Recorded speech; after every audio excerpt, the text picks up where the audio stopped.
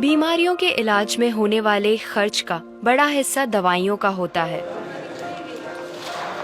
हमारी टीम की एक सदस्य ने आमतौर पर काम आने वाली कुछ दवाइयों का एक प्रिस्क्रिप्शन डॉक्टर से लिया। फिर उन्होंने ये दवाइयाँ बाजार में एक केमिस्ट की दुकान से खरीदी। कितना? 2151। और यही दवाइयाँ उन्होंने जेनेरिक मेडिसिन्स की दुकान से भी ली। कितना हुआ इसका? 354। दवाइयों की कीमत में जमीन आसमान का फर्क दिखाई दिया।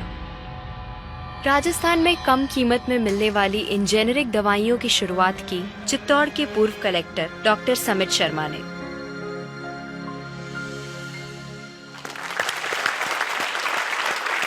डॉक्टर समित, मुझे बताइए कि ये कैसा मुमकिन है कि हमारी जो कॉरेस्पॉन्डेंट थी वो वही दवाइयाँ उन्होंने 2000 कीमत में उनको मिली एक दुकान में, और जो जेनेरिक मेडिसिन है उस दुकान में जब गई तो उनको कम में मिली, 300 में मिली। ये कैसे मुमकिन है?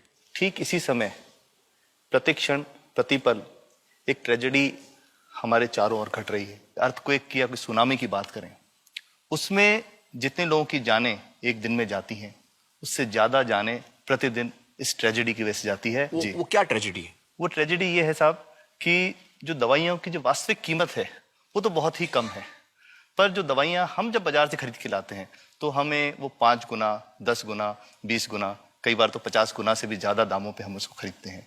जैसे हम भारत में अगर देखें कि 40 करोड़ से ज्यादा लोग ऐसे हैं जो अपने लिए 2 वक्त की रोटी नहीं जुटा पाते, तो क्या वो उस दवा को खरीद सकते हैं? बहुत सारे लोगों को इस वजह से दवाई नहीं मिल रही। यस, WHO कहता है कि स्वतंत्रता के 65 वर्ष पश्चात आज भी 65% of the Indian population lacks regular access to essential medicine. जो मेन दवाई है, जो आवश्यक दवाइयां हैं, वो उन तक नहीं पहुंच पाती रकम की वजह से। मुझे बताइए कि ये जो जेनेरिक मेडिसिन जो हम कहते हैं, अभी ये अंग्रेजी का शब्द है, इसको हिंदी में कैसे समझाएं? मैं आपको बहुत सरल भाषा में बताता हूँ। हाँ। तो ये जेनेरिक नाम जो दवा का जो मूल सॉल्ट है, जो इसके अंदर जो दवा है उसका नाम है, केमिकल नाम, उसका केमिकल नाम है। अब जैसे और उदाहरण अगर सरल करके बताएं इसको, तो जैसे ये लड़की दुबली पतली सी नजर आती है, तो मैं अगर डॉक्टर हूं हाँ। तो मैं इसको ये कहूं 1 गिलास दूध सुबह 1 गिलास शाम को पिया कर। पर चिकित्सा के व्यवसाय में दुर्भाग्य से हमारे देश में ऐसा नहीं हो रहा। हम ये नहीं कहते कि आप भैंस का दूध लेके आइए, हम कहते हैं कि वो रामू की भैंस का दूध लेके आना। यही ब्रांडिंग है। ये जब उसकी दुकान पे जाती है वो कहता है 500 रुपए लीटर है, लेना है कि नहीं लेना। तो जो 30 रुपए की चीज है वो 500 रुपए में मिलती है। तो अगर मैं डायबिटीज की दवा ले रहा हूँ और अगर मैं ब्रांडेड दवा लेता हूँ तो मुझे कितने की पड़ेगी? जैसे एक 117 रुपए में भी है, 117 रुपए में मिलती है। अब और अगर वही चीज हम उसके जेनेरिक मेडिसिन के नाम से लें तो वो कितने की बनती है? वो मात्र 1 रुपए 95 पैसे में 10 गोली मिलती है।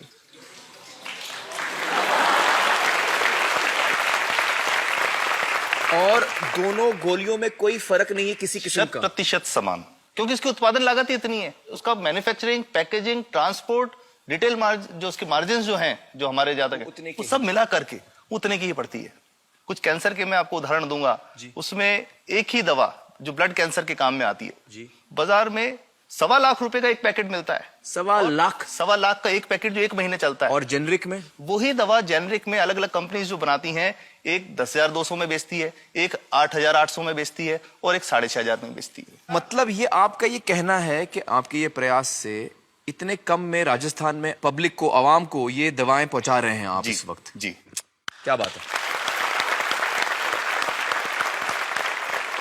मेरा ये सवाल है कि डॉक्टर्स जो हैं वो हमारे पर्ची पर जेनेरिक नाम क्यों नहीं लिख के देते? क्यों लिखते हैं वो ब्रांडेड? जाने नहीं देंगे बाहर फिर? नहीं, सब जाने देंगे। जब एक नया मेडिकल प्रैक्टिशनर जब प्रैक्टिस शुरू करता है तो उसके पास जो कंपनी के जो मेडिकल रिप्रेजेंटेटिव्स होते हैं, सेल्स बढ़ाने का उनका काम होता है, मार्केटिंग प्रिंसिपल के हिसाब, सेल्स एजेंट होते हैं बेसिकली। फिर वो कहते हैं साहब आप हमारी जो दवा है यही लिखना, ये बहुत बेहतर दवा है, इससे मरीज ठीक होगा। और उनको डॉक्टर्स को लिखने के लिए उनको प्रेशराइज किया जाता है, उनको टेम्प्ट किया जाता है।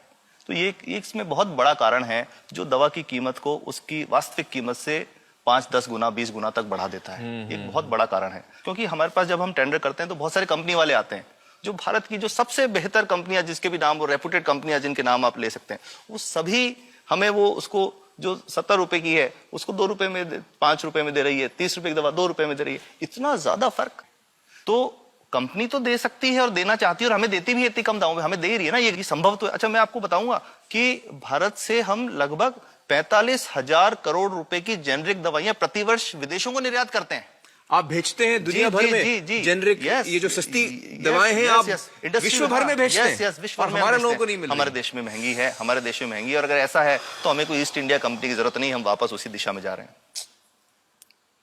आपने जब ये शुरू किया तो आपको कोई रेजिस्टेंस फेस करना पड़ा राजस्थान में? देखिए, जो प्रयास हम कर रहे हैं ये बेसिकली धारा के विपरीत बहने का एक प्रयास है जी। काफी थ्रेट्स भी हैं, क्योंकि इसमें माफियाज भी हैं, ड्रग माफियाज जो ऑपरेट करते हैं, और हम हमेशा ये बात कहते हैं कि हम 100 साल से भी पुरानी शोषण की व्यवस्था को बदलना चाहते हैं, पर हमने हमेशा डॉक्टर्स को दोषी नहीं माना जी। सारे डॉक्टर्स बुरे नहीं है, 50-60% तो जेन्युइनली वो चाहेंगे कि गरीबों को कम कीमत पे दवा मिल जाए, वो चाहेंगे। और आज भी ऐसे डॉक्टर्स हैं जो अपने घर से सैंपल्स ला करके अपने जेब से पैसे निकाल के मरीज का इलाज कराते हैं, ऐसे डॉक्टर्स आज भी हैं। बिल्कुल सही। तो मैं इनको एक उदाहरण भी बताता हूँ कि कैसे हमारे जो काम वाली थी उसका बच्चा था छोटा, इंसिडेंटली हम कुछ समय छुट्टी मनाने कोई बाहर गए, जब हम लौट के आए 10-12 दिन बाद, तो वो लक्ष्मी के साथ उसका छोटा जो बेटा था राजू, वो भी उसके साथ आता था जब, और मेरे बच्चों के साथ खेलता था, मेरे बेटे के साथ खेलता था। तो वो लक्ष्मी अकेली आई, राजू नहीं आया। तो हमने पूछा कि क्या हुआ, तो उसने जो बात बताई कि साहब वो उसको, आप गए थे, उल्टी दस्त हो गया था। उल्टी दस्त की बीमारी के लिए वो जब दवा लेने गई तो केमिस्ट ने उसको कहा कि इसके तो 400 रुपये लगेंगे। तो उसने कहा साहब मैंने खूब मांगा, मेरे पास 400 रुपये मुझे नहीं थे, और मेरा बच्चा रात को ही उसको दस्त आते रहे, वो खत्म हो गया। और मैं आपको ये कहना चाहता हूं कि वो जो दवा लिखी थी कि वास्तव कीमत 1.5-2 रुपए ही है, तो वो बच्चे की जान बच सकती थी। 65 वर्ष के बाद भी अगर कोई बच्चा उल्टी दस्त से मर जाए तो मैं नहीं समझता इससे शर्मनाक बात कोई हम लोगों के लिए हो सकती है। और सबसे बड़ी बात कि इसे आसानी से बदला जा सकता है। हमें सबको एक समन्वित, एक संगठित प्रयास करने की जरूरत है। ये तो कुछ भी नहीं है, कोई नई फैक्ट्री खोलनी नहीं, कोई नई दवा नहीं बनानी, ये सब जो गलत चल रहा है इसको रोकना ही तो है।